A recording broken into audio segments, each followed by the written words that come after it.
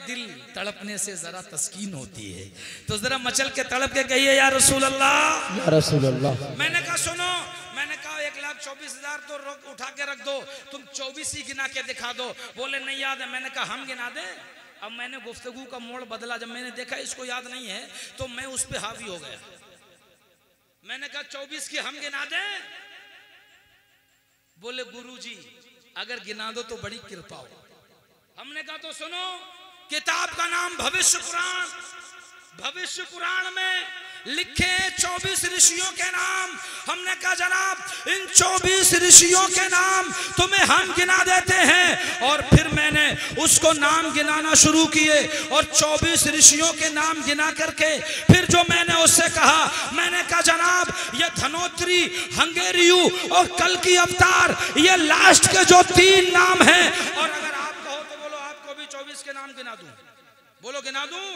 चलिए अच्छा, आप इंटरेस्टेड नहीं है फिर भी गिन लीजिए।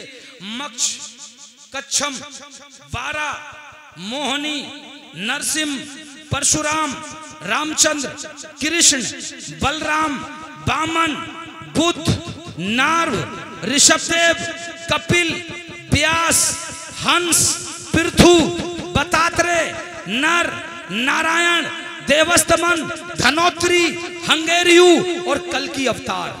बोलो कितने हो गए? अरे जरा मचल के बोलो कितने हो गए? जोर से बोलो कितने हो गए?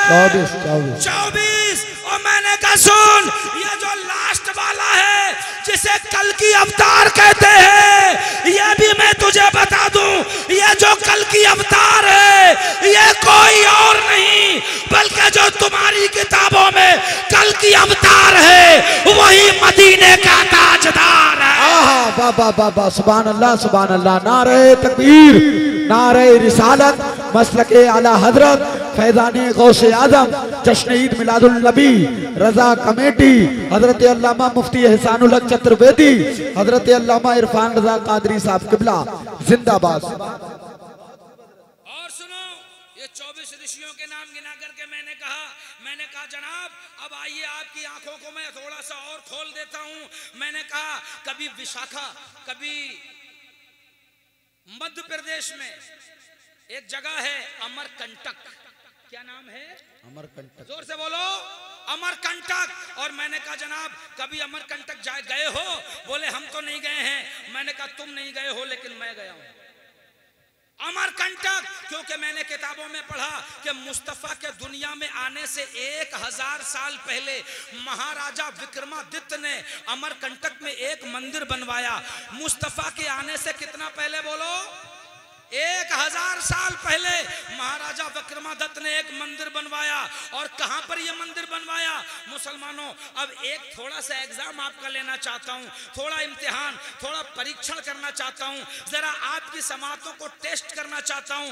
दुनिया के अंदर बिलखुसूस हिंदुस्तान में बहुत सी नदियां हैं, बहुत सी नहरें हैं, मगर पानी सबका बहाव पूरब की तरफ है। वो दक्षिण होता हुआ, उत्तर होता हुआ, वो बल खाता हुआ आखिर में जाता पूरब को ही है। बोलो बात सही है कि नहीं है? हर नदी का बहाव पूरब की तरफ है कि नहीं? जरा जोर से बोलो है कि नहीं? और पूरब की तरफ क्यों है वो भी सुन लो। देश अरब भरक लता सोहाए, सभी थल भूमि गत सुनो घगराए। पूरब की तरफ इसलिए है कि सेंट्रल ऑफ अर्थ, नाफे जमीन, यानी जमीन के बीचों बीच का जो हिस्सा है वो है जहां खाना काबा बना हुआ है। सुभान अल्लाह। और खाना काबा के चारों तरफ जमीन ढलवान है, चारों तरफ जमीन का उतार है। तो हमारा मुल्क पूरब में है काबा के। बोलो पूरब में है कि नहीं है? इसलिए पूरब में इसका उतार है। तो पानी वहीं तो जाएगा जहां उतार होगा, वहीं तो जाएगा जहां ढलान होगा। तो पानी इसलिए पूरब में जाता है। मगर रिछा वालों, अगर एक बात बता दूंगा तो कसम से हैरत में पड़ जाओगे। इसी हिंदुस्तान में एक नदी ऐसी भी है जिसका पानी पूरब को नहीं जाता, जिसका पानी पश्चिम को जाता है। पूरी नदी का पानी पश्चिम को बहता है।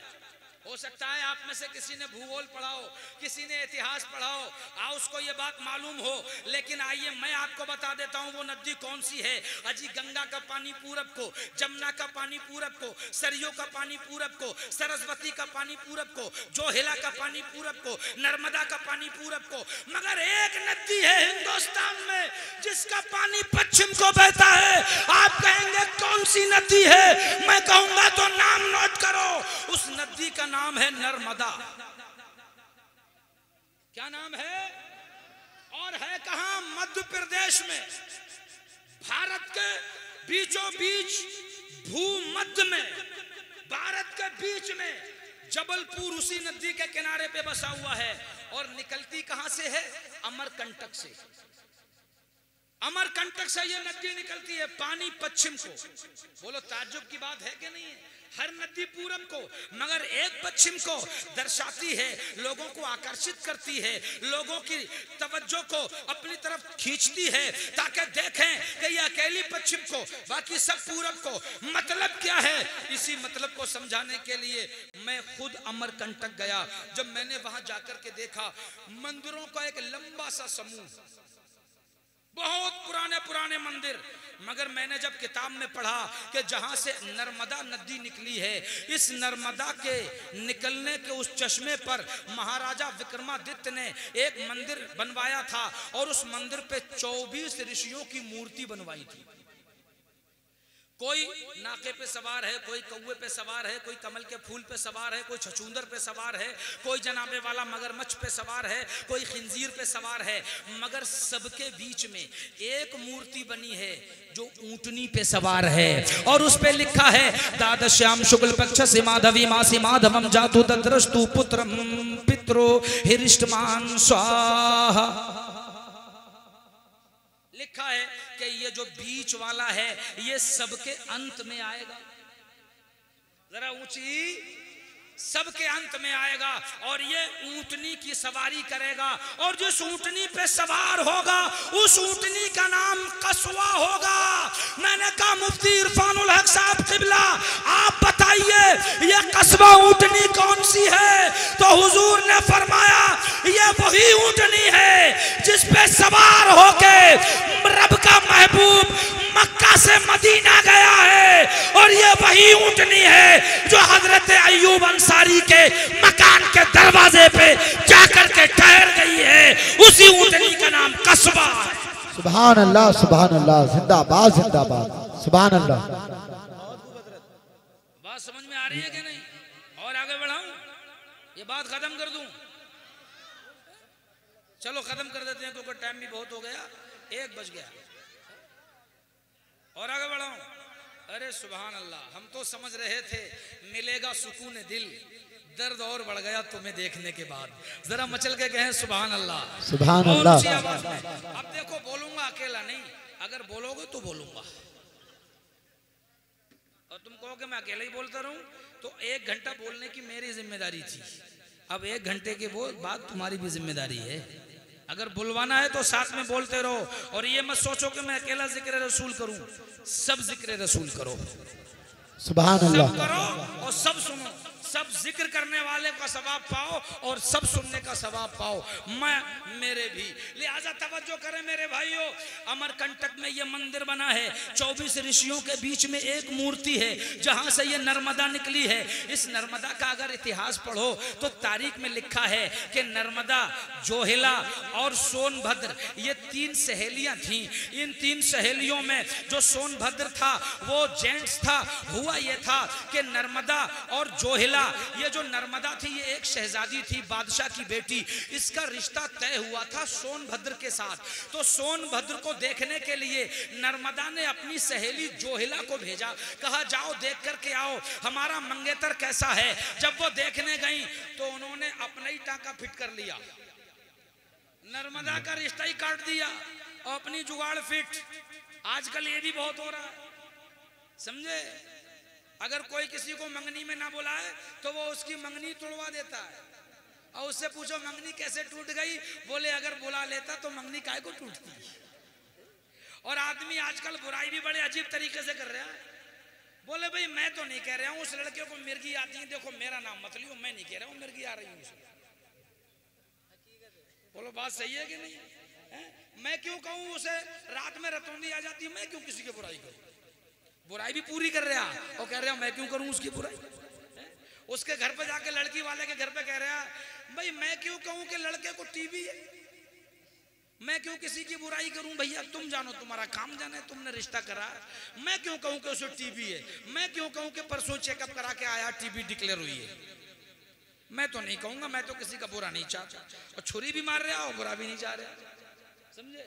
पूरा घाव लगा रहा है। मेरे भाइयों यही कुछ किया जोहिला ने। सोनभद्र को देखने गई नर्मदा के लिए, मगर अपना टाका फिट कर लिया और नर्मदा ऐसी रह गई। जब नर्मदा को पता लगा कि इसने तो मेरा ही टाका काट दिया, नर्मदा को गुस्सा आया, तो गुस्से में ये उल्टी चल निकली, नदी बन गई और उल्टी चल निकली गुस्से में। और सोनभद्र और जोहिला ये दोनों पूरब को चले गए। ये दोनों नदियां भी अमरकंटक से निकली हैं, सोनभद्र और जोहिला, वो दोनों पूरब को बहती हैं और ये अकेली नर्मदा पश्चिम को।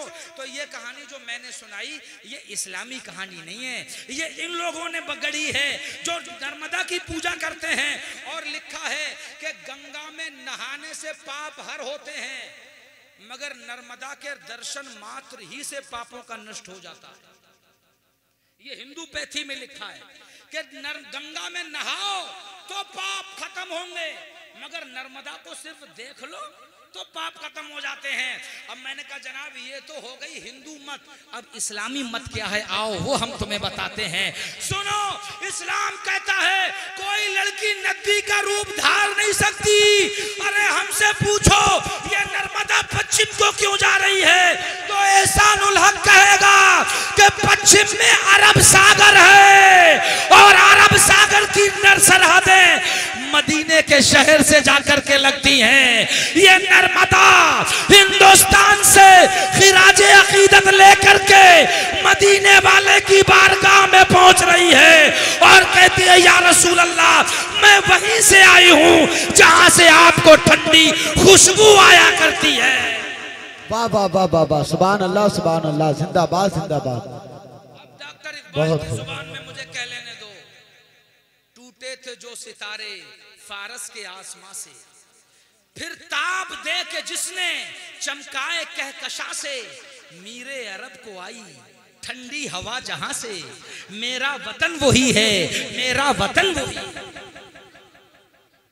खुशनसीब हो मुसलमानों, मेरे आका ने फरमाया कि मुझे हिंद की तरफ से ठंडी खुशबू आती है, ठंडी हवा आती है, हम ही वो खुशनसीब मुसलमान हैं। तो नर्मदा मैंने जाकर के देखा, वहां पे लिखा है कि ये जो अंतिम अवतार है आने वाला द्वादश्याम शुक्ल पक्षस, द्वादश्याम जो संस्कृत की अगर ABCD भी जानते हैं तो वो जानते होंगे द्वादश्याम कहते हैं 12 को, कितने को? 12 को। द्वादश्याम शुक्ल पक्षस, और शुक्ल पक्ष कहते हैं चांद के महीने के उस हिस्से को जिस हिस्से में चांदनी चढ़ती है, यानी पहली तारीख से 14 तारीख तक चांदनी फैलती है, इसे कहते हैं शुक्ल पक्ष। और 14 के बाद 28 तक चांद डूबता है, इसे कहते हैं कृष्ण पक्ष। महीने को हिंदी में 2 भागों में बांटा गया है, लिखा द्वादश्याम शुक्ल पक्ष सीमाधवी मासी माधवम, यानी अंतिम अवतार जब आएगा तो चंद्रमा के शुक्ल पक्ष में आएगा। द्वादश्याम यानी 12 तारीख को आएगा। मेरे भाइयों ईमानदारी से बताना, यह चंद्रमा के शुक्ल पक्ष में यानी रबीउल अव्वल की 12 तारीख को अजी कौन आया है? रब का महबूब ही तो पैदा हुआ है, आमना का लाल ही तो पैदा हुआ है। इसलिए मान लो जो कल की अवतार है वही तो महबूब परवरदिगार है। आहा सुभान अल्लाह, नारे तकबीर, नारे रिसालत, मसलके आला हजरत, फैजाने गौसे आजम, रजा कमेटी, जश्न ईद मिलादुल नबी, हजरत अल्लामा एहसानुल हक चतुर्वेदी, नारे तकबीर, जिंदाबाद जिंदाबाद, सुभान अल्लाह सुभान अल्लाह। श्री कृष्ण मंदिर के मुख्य द्वार पे जो एक श्लोक लिखा हुआ है वो जो पढ़ा था उसका तर्जुमा सुन लो। ला इलाहा हरनी पापन निल्ला लंबा परम पदम जन्म बैकुंठ पर भोती तो जपे नाम मोहम्मद। What is this? ये चीज ये क्या है? तो बोले इट इज द अनकही, ये अनकही है। क्या है?